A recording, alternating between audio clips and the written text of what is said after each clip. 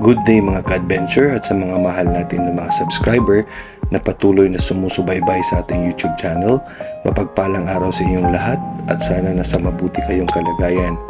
Sa video natin today ay usapang motorsiklo na naman tayo para po meron tayong guide sa pagpili ng motorsiklo na babagay sa lifestyle natin at swak sa budget para sa ating mga Filipino.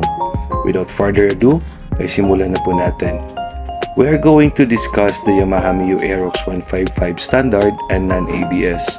In this video, you will know the price, features, specification, and advantage of having this motorcycle from Yamaha. Mio Aerox 155, this machine is dinisenyo for the intention of combining excellent design and racing technology. Mio Aerox 155 is the fastest automatic with features that complements performance and function was created. So Mio Aerox standard comes with a price of 124,000 pesos only.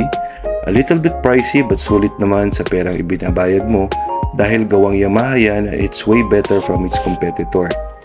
The Mio Aerox we feature today sa ating video ay yung disusi na variant. So Mio Aerox has 3 variant models for 2024 and has these following codes: BRW4, BRW6, and BRW5. So going back sa feature ng Mio Aerox 155 non-ABS, ito yung BRW4 na code. So meron itong blue core engine, a refined 155cc engine, liquid-cooled 4-stroke single overhead, single cylinder 4-valve fuel-injected engine with CVT adapted. At meron din itong variable valve actuation. Ito ay adjust fuel intake at a certain RPM, so it contributes linear acceleration and a pleasing feeling when accelerating. So ito ay parang dagdag power sa ating motorsiklo. So smart motor generator ay isang system that doubles as starter motor. So this eliminates the needs for a separate conventional starter, bringing quiet engine starts and restarts and has a lighter and more compact design. So meron din itong super wide tubeless tires. Ang dalawang gulong ay wider or malapad with a front tire measurement of 110 by 80 by 14 and a rear tire of 140 by 70 by 14. So optimized dimensions naman, ito ay ginawa for superb handling. Changes in dimensions were applied para ma-feel ng rider the finest comfort with sleeker design pati na rin sa angkas natin. So meron din itong redefined seat design. Ito ay resulta of keen selection of materials, use and manufacturing methods. So the new design highlights the comfort and sporty look of the motorcycle. Ito ay pinaangas ang porma lalo na sa Mio Aerox 155. So meron din itong redesigned footboard. Ito ay dinisenyo para sa maging comfortable ang rider in a forward leaning rider position. So about naman sa fuel tank nito ay meron itong 5.5 liter. So the increased capacity complements the fuel efficient engine for patient riding. Ito ay located sa harap ng rider na di mo na kailangang bumaba pa during refueling. So it's more convenient para na rin sa rider. So meron din itong convenient underseat storage. So the storage space offers 24.5 liters of capacity.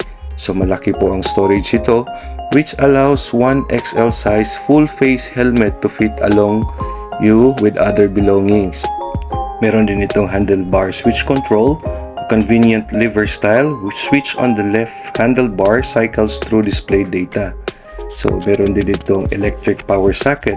So keep your phone battery full while your phone is connected to your motorcycle with the electric power socket located on the left side hand pocket. So meron din itong enhanced digital instrument panel. Ride at ease with the digital instrument panel adjusted for your reading convenience, your speed, RPM, fuel gauge, voltmeter, oil trip meter, and others. So meron din itong LED headlight and position lights. So it's for excellent visibility on the road. Mio Aerox has a newly improved LED headlight. So this improvement give a clearer view of the road with the aggressive style inspired from a super sports bike. So meron din itong leading edge tail light. Meron itong 12 compact densely situated LED giving off a 3D dimensional appearance emphasizing the entire look of the machine. So ito ay powered by Y-Connect. So this application from Yamaha allows riders to link with their Yamaha motorcycle, that CCU or Communication Control Unit technology on their smartphones. Ito ay ma-access ng rider or owner to various features at mga impormasyon na nakakatulong sa isang riding experience. Or sa simpleng salita, Y-Connect is Yamaha's latest innovation that connects man and machine digitally. Mio Aerox, it comes with 6 color variants. So, nandyan ang Race Blue, Science Storm, Matte Gray, Yamaha Black, Matte Black at Premium White. So, Mio Aerox is powered by a liquid-cooled 4-stroke single overhead camshaft engine. Ito ay 4-valve at blue core. So, ang starting system is electrical starter. Ang engine oil capacity nito is 1 liter. Fuel supply system is fuel injection. Transmission type is V-Welt automatic. So, Mio Aerox frame type is backbone. Ang front suspension nito ay telescopic fork. Rear suspension naman is unit swing. Front brake is Mio Aerox hydraulic single disc brake na 230 mm. Ang rear brake is a mechanical leading trailing drum brake.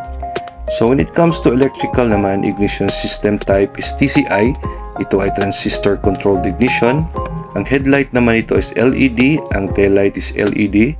So, ang overall length, width, and height is 1,980 mm by 700 mm by 1,150 mm.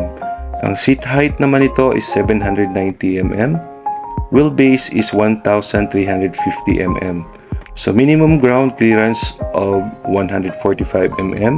So, meron itong with weight with oil and fuel tank is 122 kilograms for Mio Aerox Standard. So overall impression natin sa Mio Aerox Standard ay isang napakaastig na motorsiklo model ng Yamaha with its edgy and sporty design na sinamahan pa ng latest technology ng Yamaha na sinalpak as additional features sa motor na ito. Magandang motor ito for a long ride with all of the specs. The ergonomics ay napakaganda. Riding in Mio Aerox is very comfortable. And being a practical person, Mio Aerox is tailor-made para sa iyo. Ito yung two-wheeler that could pack away so much dahil sa extra spacious under seat.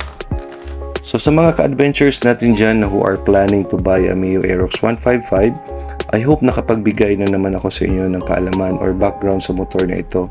Sana ito ay makakatulong sa inyo to choose the best motorcycle na para sa iyo. Bago matapos ang video natin, sa wala pa po sa ating YouTube channel, please like, share, and subscribe Jens Farming and Moto Adventure TV para sa dagdag kaalaman sa motorsiklo at related sa farming topics. And please don't forget na rin to click the bell icon for more updated videos natin para hindi nyo po ito ma-miss. So you may drop your comments below for any questions or you may request for any related topics na pwede natin mapag-usapan sa mga susunod na videos. Hanggang sa muli, and I hope you enjoy watching our featured motorcycle today at ako po ay lubos na nagpapasalamat sa inyong suporta. Ingat lagi mga ka-adventure and ride safe!